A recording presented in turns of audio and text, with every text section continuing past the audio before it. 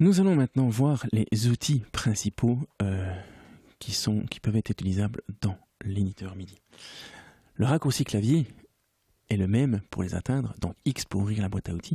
Vous constatez pour l'instant que présentement, eh bien, le glisser gauche de souris est affecté à l'outil crayon, ce qui me permet donc de, par simple glisser gauche, eh bien, d'entrer des notes dans mon éditeur MIDI et de corriger cette vélocité en attrapant la petite barre qui les transperce.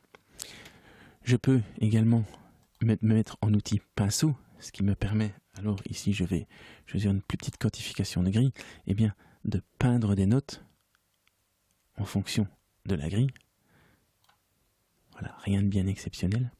Petit point important qui est propre à Reaper mais qui est souvent méconnu, un clic droit sur une hauteur de note vous permet de sélectionner toutes les notes présentes dans cette hauteur.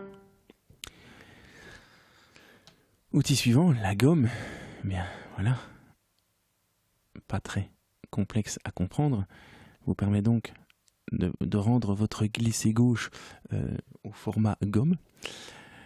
Le marquis qui vous permet donc de pouvoir tracer une sélection pour sélectionner les notes qui traversent cette sélection. Le scrub.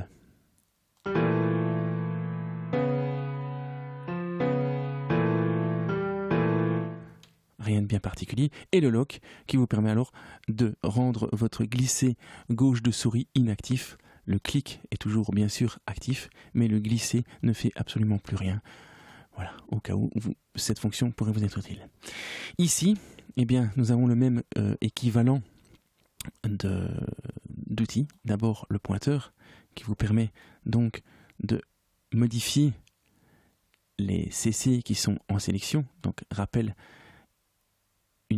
un glisser droit de souris pour sélectionner soit des notes, soit des CC, soit des items, ça ne change pas. Et donc, grâce au pointeur, je peux éditer des CC events qui ne sont pas sélectionnés et je peux, par double clic, ici, en ajouter.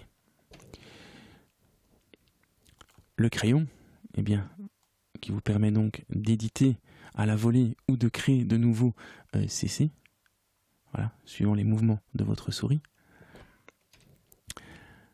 La gomme.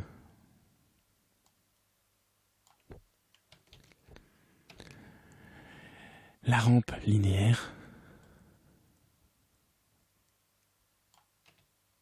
Le marquis.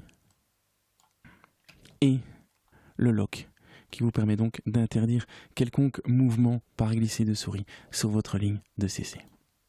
Voilà, je pense que vous avez maintenant suffisamment d'informations pour prendre cette configuration en main. J'espère que tout ça vous sera utile. Merci pour votre attention et à la prochaine.